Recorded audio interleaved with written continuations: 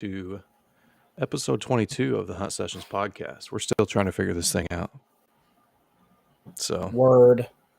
Stay with us on this. Tonight we're going to talk about harvest numbers for the 2022-23 season. Some pretty surprising numbers for a couple of things. And then one of the other things we're going to talk about, there's a lot going on right now in the state of Illinois as far as hunting regulations go. So as of January 1st of this year, going into the next season, which will be in October of this year, we will be having the new rifle law. That's the word I'm looking for. Word up. So Nikko has made a couple of videos on that. So if you want to go to our YouTube channel, check those videos out. We're not going to get into too much depth on what already exists unless it pertains to what is newly being proposed. So they're trying to change that. They're trying to put some new things in there. So we're going to talk about harvest numbers, new regulations for Illinois, and kind of just whatever else comes up. So Quick question. what's up? How do I share on Facebook that we are live? I would just look up It the just hunt. says like and comment. There's no share option. That's probably because you're in the group. I don't know. You should just be able to go look at where the hunt is live and share it. Okay. Back Or to what we're talking about. Or just go share the YouTube video version thingy. That's fair. You know what I think? I think intro.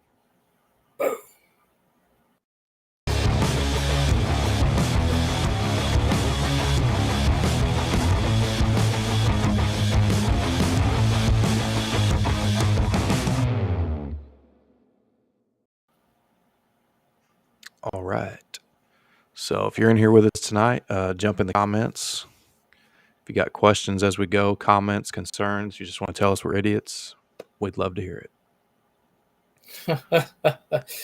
So I know my wife's watching. She's one of our 2 live viewers right now. You're not allowed to call me an idiot. But so Nikko, did you happen to get out in the woods this week? Because I know you probably don't go one single week. So yeah, actually, without being out. I went out today. We did a little fishing and a little walking around the lake. And yesterday was mostly just a yard care day, picking up the old garden and stuff. So, but yeah, we got out today. Did see a young, probably like a 4-point, I'm gonna say a little forked horn, still carrying antler. So that was neat. Yeah, it's about that time. We talked last podcast 2 weeks ago about antler shed hunting. So I know there's people getting them. I haven't went out yet. We got what did we get, 5 inches in 20 hours yesterday or the day before? Yeah, man. So it's been raining so hard, and the problem, this could be good or bad for fawn growth for next year, and it's probably going to be indicative of really good antler growth for the mature bucks. But one thing that we see with really high moisture like this is this lower grass that's going to get kind of a jump start on things like saplings and bushes and stuff like that, is we're going to have an insane outburst of ticks, which is massively detrimental to the fawn population. That being said, it really helps the turkey population though, because they eat more ticks than just about anything. So it's kind of a give and take. If the fact that we had such a long dry period, the Mississippi was so low, the Big Muddy was about dry. It's kind of like pouring a lot of water on a dry sponge. It's just going to keep rolling. The ground doesn't have any time to absorb it. Once the ground gets wetted, this kind of starts to soak back up, and that I think will be all right. It's early enough in the year, but this amount of rain continues when, fawning starts to come around. We could see some detriment to this next year's population of fawns being born, at least the early ones. Yeah, I'm not a fan of ticks. No. It seems like no matter what, when I'm going out late summer, starting to get ready for October, it's just I somehow end up in a turkey mite or tick larva or whatever you want to call it patch, and those things just eat me alive. I pretty much just deal with it at this point. It's a given. I just go home and I cry a little bit. I know the risk I'm walking into. You got it pretty bad last year, if I remember right. Dude, I get it bad every year. You had it like all up your back, didn't you? Yeah, and I'm really allergic. I got that Lyme's disease once a few years ago, and I don't know if it like sticks with you. I don't think you just get it once, buddy. Yeah. And so like if I get bit by a tick, dude, I get a fever, I get swelling in my joints, can't eat nothing. So I'll get bit by like 30 ticks, and I'm down for like 2 days. It's horrible. It's not gonna keep me out of the woods. But my wife will put in her earplugs because I come home and lay on the couch and cry like worse than my 3-year-old. Yeah. Got to be careful with that stuff. My worst fear with the ticks is that I get I don't know which one it is. It's either the Rocky Mountain Lone fever Star, or it's the Lone Star tick. Whichever one makes you not want to eat red meat, or like you'll get sick. The Lone Star tick. Yeah, it's the one with the little diamond on it. That will absolutely ruin hunting for me. It will. I mean, I'd probably still hunt, just give my food away or feed the family and cry every time they eat red meat. But, you know. What is up, Neb? What's going on, my man? He says these are some smart men right here. Yeah, that's my buddy Ben. Are we giving something away tonight? Yeah, so I have ordered some backwoods grind coffee. Seeing as this turkey season's coming in, they've got this really awesome turkey roast, and part of it goes to helping preserve land for turkey management and stuff like that. I'm pretty sure it's all public land. I bought a few bags. I bought a bunch of samplers. It's in the mail. They just had to verify my address because it's kind of a new area out here. It's kind of wonky. But as soon as that gets here, you'll have they can have their pick of if they want one of these special bags for what's up, Dakota. He says, hey guys, one of those sampler, it's got 6 different coffees in it. You can brew about 2 pots with each bag, so you get about 12 bags or 12 pots of coffee, all different flavors, your choice. Gotcha. Yep. They do make awesome coffee. I haven't tried the turkey roast yet, but I love that they actually partner with conservation groups like that. Yeah, it's awesome. It's awesome. So what word are we going to use tonight in the chat to give that away? What's up, guys? Buffalo Tracer. Something turkey related, Jan. Give me something. What's that little dingly thing that hangs under their neck? No. What? Snood. Snood. Okay. The word is snood. Could you spell that? Could you spell that? SNOOD. The word is snood. And if anybody can tell me what a snood is, I will send you some free testers of coffee. You just said what it was, didn't you? Nope. That's not what it is. It is not the little dangly dangle down here. It's the snood. Better be PG-13. It is. And there's some people I think I've called snoods before. It's actually where the term snooty comes from. Dakota's in on snood, man. What's up, Bubba? Pop a graphic here. Snood. Comment snood to win some coffee, and we're going to throw in a box call. They obviously got those killer box calls. I got to get that hat from you so we can send it out to the last winner. We have not sent that out because we're slackers like that. Well, I've been on like 60-hour work weeks, so we'll get it out. I promise you, it's still coming. I'll meet you tomorrow, right after work.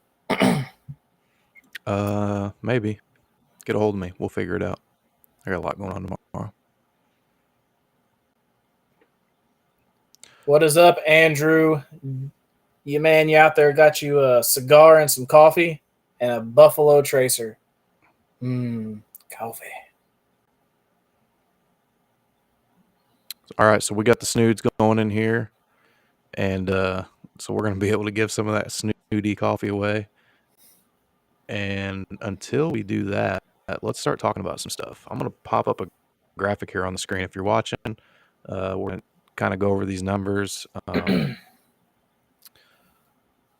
These are going to be your harvest numbers for the 21-22 season and the 22-23 season. And the first thing that sticks out to me here is the youth numbers. And it's actually probably the most promising thing that sticks out to me here is the youth numbers. Because me personally, I did not hunt as a youth. And I was kind of around hunting, but it wasn't something that I really had an opportunity to do. So I love that there's more kids getting out there and learning how to hunt. And I mean, look at the percentages there on the right. You see some small percentage changes from year to year, but on the youth, it almost doubled. It's 81%. So that's almost double of what it was the year before. So that's pretty cool. I hope that's all kids shooting, not their dads filling their tags because they got to hunt like a week early or whatever it is. I trust those people. I completely agree, man. The youth is definitely 81% increase, which is insane, and that's awesome because if you follow the numbers, I try to follow the numbers for the past 5-7 years. There's been a decrease in adults that are even buying tags to hunt. So the fact that we've got that almost doubling the amount of youth since last year that's interested in getting out into the woods, they're going to be buying tags, they're going to be buying now rifles, bows, and that's going to help add money to the conservation efforts of Illinois is just stellar, man. One thing that personally stuck out to me when looking at these is actually our late season tags have dropped by 6%. There weren't even 3,000 deer in the entire state killed with a muzzleloader. And that is something that I had anticipated with the addition of crossbows, is that we were going to see a lot of people that relied on the gun tags to fill their freezer, that they're going to move to the crossbow. And really that's what we're seeing, because it's almost it's a pretty close split between compound and crossbow right now. It's pretty, 50-50, leans a little more to crossbow. And I honestly expected to see firearm tags drop off a lot more than they have. But it turns out it's all the late season muzzleloader guys. And a lot of those are actually does. A lot of the does are being taken later in the year or they're getting taken earlier in the year instead of later in the year with like a muzzleloader during that late season. So it'll be interesting to see if that affects breeding and numbers and stuff like that. But that's something that really, really stuck out to me. Yeah, and for those of you that are going to be listening to this, I'm going to go over the numbers real quick, just the percentages. So all this is going to be from basically the 21 season and then the 22 season. So between those seasons, overall archery, that includes your traditional, compound, and crossbows, has increased by 4%. Went from about 66,000 deer harvested in Illinois to over 69,000. So it was about a 4% increase. As I said before, the youth, and this would be your youth firearm, I believe, because they don't sell youth archery tags. Yeah, so it'd be youth with any weapon. So it's a general season tag. So that's going to be 81% increase, which is phenomenal. I mean, that's what we want to see, because those numbers are showing us that more kids are getting out, more kids are hunting. Just think how many tags are sold and then how many are filled. Maybe we'll go over some numbers like that next time, or over the summer. That's stuff we like to talk about. So those went from about 1,800 to 3,300, almost doubled. Firearm went from 70,000 to 76,000, a 9% increase. And then what Nikko was talking about for late season was that muzzle loader, which I totally misspelled. I put muzzle leader, but whatever. So that muzzle loader season went from 3,000 down to about 2,800 over the year, or from year to year, a 6% decrease, which I'm going to finish these numbers and then I got something to say on that. Late winter, 4,500 from 21 to 5,400 to 22, which is a 20% increase. That's actually a pretty big increase too. That's a pretty big jump compared to the rest of these numbers. So I guess more people were out late this year, and I think maybe that could have also had to do with us having a pretty mild winter. Well, what they did is there was actually, so that late season is the late season CWD. Okay. Most of them are antlerless only, though some counties do allow you to use a firearm tag if you have one left over. So if you have like a buck tag left over from firearm season, you can use it in that late CWD season. I think there were 2 more counties this year that were open, so there was more area at which to participate in the CWD season. So I would assume more people probably got out for that reason. Yeah, that would make sense. Probably a lot more tags sold. That's something to look at down the road. And then total overall, all seasons together, it went from about 146,000 to just over 158,000. So overall, all whitetail deer in Illinois increased from 21 to 22 by 8%. And then below that, I have a graphic for male and female, which bucks and does. So it's pretty split, honestly. It looks like I got those kind of pushed over a little bit too far, but the 21 season is 56%, and the 22 season is 54% on bucks. So we're right about the 50-50 mark. It looks like there were a little more, percentage-wise, or a little more does taken in 22. So back to that muzzleloader. I know a lot has changed in the last few years on, legal means of taking an animal. We've got, what was it, 2 or 3 years ago, they went with the crossbow. Anybody can use a crossbow, not just handicapped. And then now we're going into a season, next season, where more rifles are going to be allowed besides just a muzzleloader. And so I think personally that muzzleloader, you're going to see that drop in the 23 season even more. I do personally. I absolutely agree. Yeah, because number one, I just feel like there's a lot less manufacturers of those, and a lot of guys I know, people I know that use them anyway, they like to use old ones that were handed down, or they're not actually going out and buying new muzzleloaders.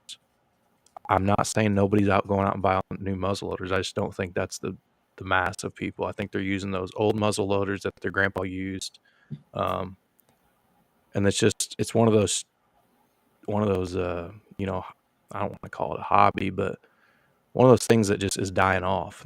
That's just what my opinion is. I think with the more rifles being allowed this year, you're going to see that number even dramatically more decrease next year. Hopefully the youth one stays up though, because I like it. Well, to piggyback on that, I would agree that the muzzleloader is probably going to drop, and you're going to see a lot less bucks taken with a muzzleloader, and you're going to see a lot more female. You're going to see a lot more does taken comparatively, because the whole premise is, where we're talking within Illinois, we're not talking out west. The whole premise of the muzzleloader is when you get a good inline muzzleloader, you put, let's say you're shooting loose powder, 90 to 100 grain magnum load. You're shooting 250 to 300 grain projectile. 250 yards is not unheard of. 300 yards, you can be knocking a whitetail down with a solid setup that you've practiced with. You're really extending your range past what's available for just your standard slug gun, and that bonus that having that allowed over a slug gun is now gone, because we're going to bring these straight wall cartridges in that you could be shooting a 45-70 government. If you can see the deer, it's going to die. Right. And it's you've got 1,000 pounds of killing power at about 500-600 yards.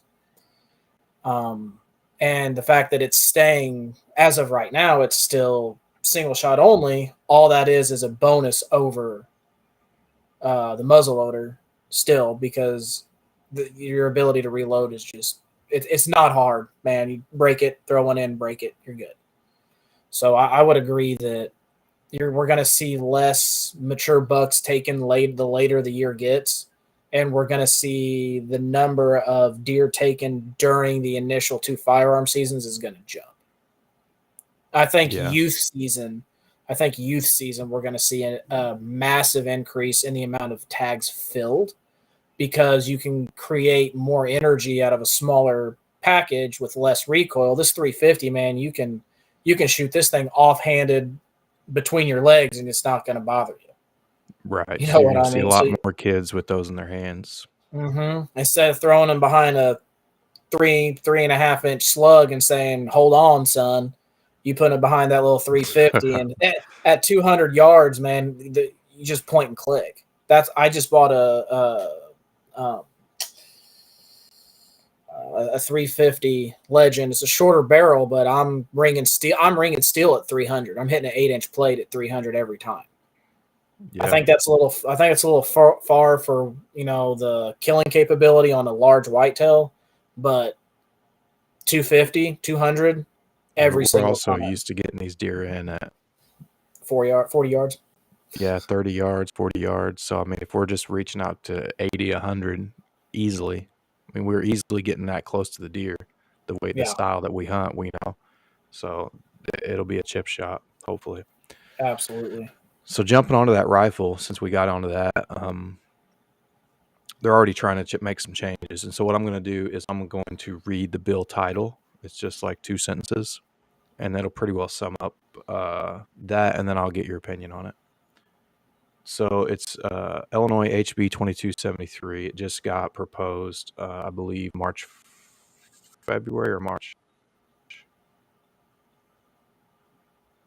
Looks like February 9th it was proposed. It was introduced, filed. So it amends the wildlife code, removes the definition for single shot, defines wildlife rifle, which is a new term, to mean a rifle that can hold up to 3 rounds in the magazine and chamber combined. Replaces references to single-shot rifles to wildlife rifles. So it sounds like they're actually opening up the regulations just a little bit. What do you think? So,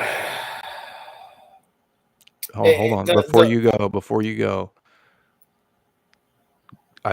let's not get... You already know what I'm going to say. Let's get the short version. So, 2 things. One, it is to further agendas outside of the hunting realm. And the other one is you're going to be hard-pressed to find a rifle that comes standard with how they're wanting it. It is specifically says you can have 3 rounds in the rifle, including the one in the chamber. Almost all rifles that you buy now, bolt action, lever action, whatever, it's 3-in-1. You have a 3-round mag. Most of them are internal at this point. Then you have one in the chamber, so it's a 4-round gun. Those are not legal.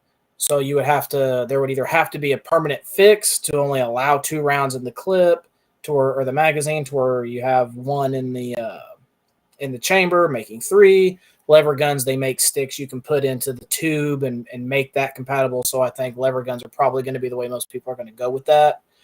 As I said beforehand, I think it's just a way that they're using terminology to split what they consider safe rifles and what they consider assault rifles, because of prior banning of weaponry in Illinois.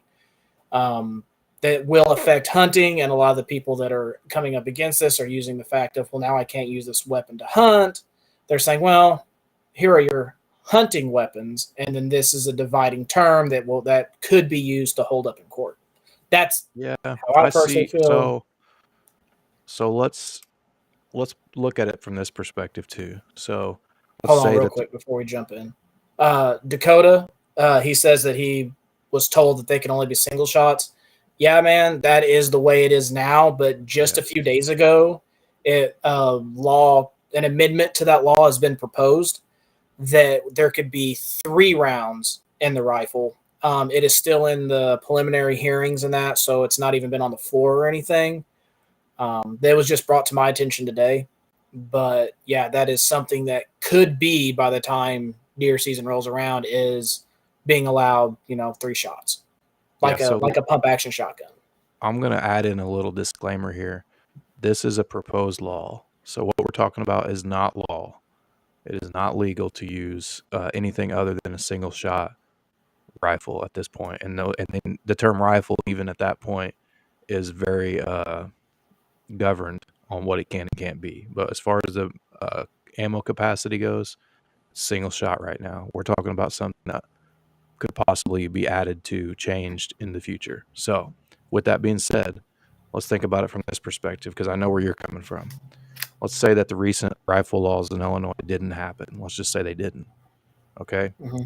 We're still dealing with a single shot rifle, like without that, because those govern rifles in general, but with hunting, it's been single shot. So if you look at it from that perspective, we're actually gaining. Now, my question would be, because you're talking about, what's available, I guess, for that would work within this, is do you think, I think Illinois is a pretty big whitetail market. I mean, it's Massive. one of the top 3 or 4 in the country. As well as I do, you go to a piece of public land, there's out-of-state plates everywhere. I mean, this is a whitetail destination. That's one thing we're blessed with, to be able to hunt right in our backyards. So that being said, I feel like these big companies that manufacture these magazines are going to accommodate what we're talking about. You're going to be able to have an AR style rifle or hunting whatever style rifle, and I think they're going to be able to manufacture 2-round magazines for these, because if it's a law, then they're going to see the need, and why are they not? They're going to be able to sell those. I mean, just from a business perspective. So what you got to look at is 99.999% of all standard bolt action rifles are internal magazines. It's just a spring. There is no changing it. Right. That's why I said you could probably make a plug or something, like a block of wood that you could stick in there to take up the amount of space that round would have. That's what you do with a shotgun with an extended tube that you still want to hunt other things with. You put what's called a plug in the tube where you can't physically jam any more rounds in there. If you were to take the plug out of a standard pump, you can usually fit, 4 or 5, maybe even 6, like shorties, in a tube where you're only legally allowed to have 3. So you put a plug in there that will only then allow you to accept 3 rounds, making it legal. So that's why I said lever actions will probably be the way to go, because it's the easiest to do that. You can just cut a dowel rod, shove it in there. Now you can only put your 2 rounds in. Right. And that would be a plug, I guess. Mm-hmm. The other thing the way I was looking at it was like I think about 2 or 3 years ago, the 300 blackouts became pretty popular because of the pistol laws. And so they had to, because they accepted a magazine, they had to basically get like a sled for that. And so that sled, while it did more than likely exist prior to those Illinois regulations, they became super popular here in Illinois.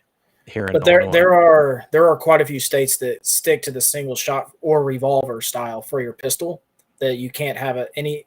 For some reason, whenever they make these laws, they define revolvers and semi-automatics differently for some reason, because it comes down to the type of action, which is they are significantly different. Yeah, but I mean, whether you got to pull the hammer down and shoot, I mean, you squeeze the trigger, it goes bang. You squeeze the trigger, it goes bang. That's semi-automatic. Unless you got a single stage, hammer where you have to cock the hammer back and then do it yourself. I can see how that could be considered not semi-automatic. But anyway, off topic.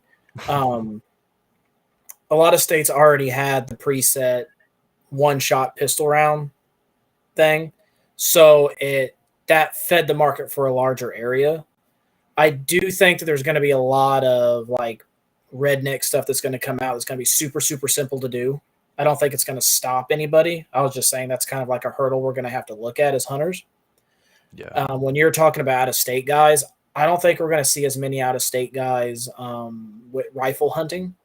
And I think out-of-state gun hunters are going to drop, because the way the law is now, if you're out of state, you have to have an Illinois FOID card. You have to have your gun registered in Illinois in order to come and hunt with it. Or you have to borrow somebody's gun that has their FOID card, and then they have to be with you when you hunt. So those are your 2 options as an out-of-state guy now. So I think that though the numbers are going to increase of gun kills or harvests on whitetail in Illinois, it's going to drastically increase on the resident side, and we're going to see a decrease of firearm hunting on the non-resident side and a big increase of archery hunting. A lot more crossbows are going to come in on the non-resident side, at least from guys that I've talked to. And I meet a lot of guys in the woods from out of state, a lot. And that's kind of what I'm picking up from what I'm being told. Yep.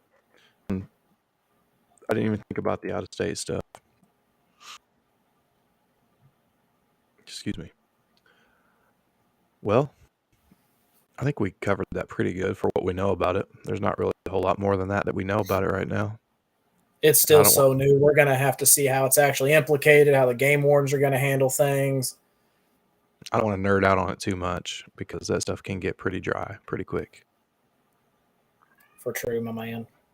That's why we have the truth talks, and that's why Nikko can really dig in on talks and bore your eyeballs out with all this information, because some people want to hear it and some people don't.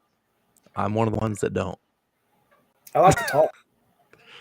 That's all right. You can look at my pretty mug. I like to talk to a camera. We've seen you catfish. You going to be putting out some catfishing videos this year? What do you think I was doing today? I was out there looking for bait. Oh, were you? Yeah. As soon as I can get me some green sunnies and some little ditch pickles, I'm gonna be out there on the river catching me some cats. There you go. Do we have any more snoods in here? Anybody watching that wants some free coffee and turkey call? Got a couple. Comment snood, because we're going to give this away. We got Andrew and Dakota. I got their names plugged in the Wheel of Doom over here. But I'm gonna run a quick little ad here for Onyx, one of our brand partners, and then we'll talk about a couple more. Let's do it.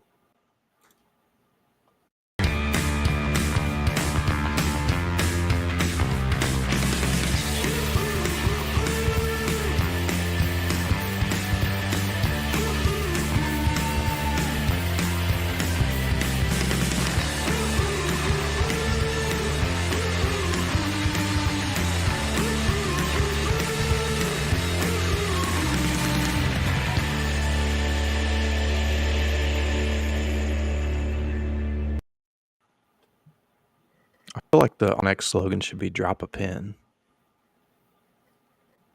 because isn't that what we say to each other? I mean, that's what we say to each other. Send me a pin, dude. You should trademark that like really quick, and then be like, "Hey guys, I got a thing I want you to look at." Drop a pin. That's what we always say. Call Dustin with the dog. Call the dog in. He's like, "Drop a pin." Oh, sore spot, man. We might not have a dog. Dustin might be done dog tracking. We'll have to talk about that offline. Yeah. Well, yeah. I mean, it's not completely unpublic. So. Well, either way, there's more dog trackers. Not that I want a new dog tracker. I've never used a dog tracker. I was hoping Dustin would be my first. But no, he's awesome. The dog's awesome. I hate to hear that. Real quick though, before we wrap this up, you know what I was thinking earlier? I just didn't want to shamelessly plug like I'm getting ready to do. Is I think the Okayest Hunter brand is exploiting the hunting industry, and people are shooting more deer because of it. I believe it. They just don't care. We're ending buck shaming. No doubt, man. I'll they're shoot it. Smacking Bambi, got spots on it. I'm gonna put these kids are like, hey, if it's brown, it's down. No doubt. No shame. No remorse. So that's why those numbers are going up, because they're like, exactly what it is. Okayest Hunter. Yeah. I'm gonna let you talk about lip curl, and then we're gonna give some stuff away, some backwoods grind. You want me to talk about lip curl? You're a deer guy. I'm a deer guy. Lip Curl is a local deer scent company. They sell deer urine and a couple other scents, and they're working on 2 things, I think, they told me about. I don't know how public that is, but they're awesome. They take amazing care of their deer. They're all in super great health. They have some awesome deer you can go check out. Feed them little vanilla wafers. Meet the fawns. see them, pet them, take your kids out there, check them out. Get online, Lip Curl Scents. They're in Marion, Illinois. I highly recommend them. Everything is super, super fresh, well taken care of, and I don't think I've met anybody that is as concerned about the freshness and quality of their product that's leaving their doors. These guys, small family-owned business, and they just do a phenomenal job with everything. So check them out. Yep. Two things I want to say on that is, one, I don't know if people know this because I don't feel like it's common knowledge, but you can actually test the urine to see what like the estrogens are, and his numbers are off the charts. Yeah, so it's none of his stuff is watered down. I did a little research online, and some of the common practices in bigger production things that you might go to box store and buy in a package, and you open it up. One, it's got a lot of preservatives in it, which is going to knock down a lot of the hormones and stuff like that a buck is looking for. But also, it might be cut with that premium doe estrus when she's in peak cycle. They'll spat with estrus that's maybe a little pre and a little post to kind of stretch it. And their premium doe urine is nothing but that peak cycle right there that is just the estrogen count on that is just off the charts. I know they were testing some of the, I'm not going to, we could talk about it another time, but they tested a couple bottles of premium off the shelf, and we're talking like 30, 60 parts per million, and theirs are in the hundreds. So it's kind of ridiculous. Yeah, big difference. Take a sniff. The thing I was going to say is if you go ahead. I was just going to say, yeah, I'm going to leave you take a sniff. We're cutting you off right there. But I was going to say, if you are local to the South Illinois area, I usually like lick my fingers if any of it gets on there just to make sure it's the real deal. But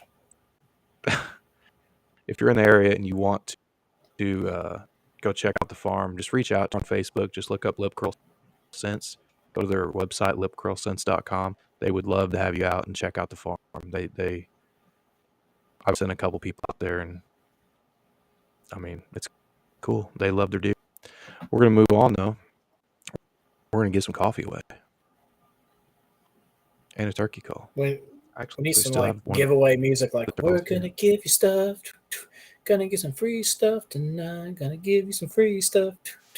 I don't know. That's about all I got. Sign this guy. Somebody sign this guy. I don't have any music, but I got a backwards grind ad. So there's that.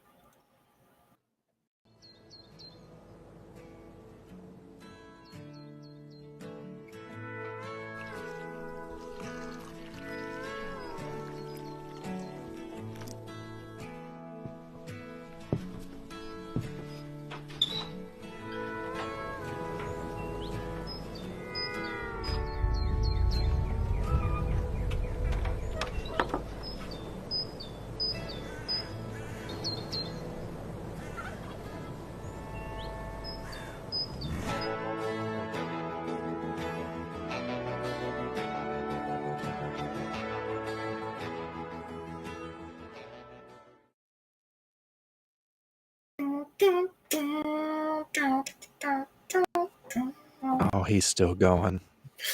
If you don't win tonight, but you want to try some backwards grind, check out backwardsgrind.com. If we were really good podcast hosts, we would share our discount code with you, but I don't remember it, and I don't know where it's at. Maybe next time, unless Nikko knows it. It's Hunt. I don't know. Hunt 15. 1-5. No. 8. Is that what it is? Hunt 15? That's easy. I should be able to remember that. So yeah, backwardsgrind.com. Because our promotional code is the same, just different number. Yeah. Yeah, it's Hunt 99. We get 99% off. I wish, dude. I'd be sitting over here like, you guys try this new coffee. This new coffee's great here. No, it's bad. No, 15% off if you use Hunt 15. So we are going to switch our screen over to the Wheel of Names. And we've got Dakota and Andrew for the runoff 50. Here. So it's getting a little political on the screen, man. You need to change these colors up. I did not pick the colors. Looks like Dakota. I think he's won last week too. Congratulations, man. We'll be out some coffee and a hat and 2 turkey calls. So you have one to a friend. Let us know if you want the turkey coffee or the big sampler pack. Yeah, I would try the sampler pack if it was me. But I'm probably gonna drink the Fireside. There's a dark roast. This Fireside. No, you probably won't get it. I'm probably gonna drink it. You can't steal in their coffee. You can't steal out of it, Nikko. I bought it. It's mine. Yeah, so we're giving away you coffee, guys. Sampler pack, man. I got you. Pack. And it's gonna have Fireside in it. I'll make sure of it. No, hey, we appreciate all you guys. I see we've had I think we peaked at around 8 or 9 live viewers. We've been averaging about 4 the whole time. So we appreciate you guys staying with us through all that nonsense. We'll be doing it again in 2 weeks. So if you like to win free stuff, we're going to keep giving stuff away. And one more thing. Oh, you're going to give it to him with the drip grind, right? The coarse grind for drip. Yeah, that's what it is. It's all for a coffee pot. Yeah. Gotcha. Cool. Yep. All right. Well, if there's anything you guys, go ahead. My bad. I apologize. I was just gonna say, like I said, 2 weeks from now we're gonna do it again. 7 o'clock Sunday night. We'll if there's anything, I think I know what you were gonna say. Go ahead. If there's anything you guys would like to hear us discuss, or you have questions about, or want flushed out, it'd be awesome to get some topics that you guys actually want to hear about from you guys. That'd be stellar. So, yeah. You know what I think you should do is as soon as you get done with this call or this podcast, or maybe tomorrow, you should record a quick little video and put it in the group and just say, hey, comment below what you guys want to talk about, and we'll pick some stuff out of there. I know we'll get some interaction in there. We've got a pretty awesome group. I can do that. It'd be beautiful. All right, so I'm going to sign off, guys. Have a good night. Have a good week, and stay safe out there in the woods.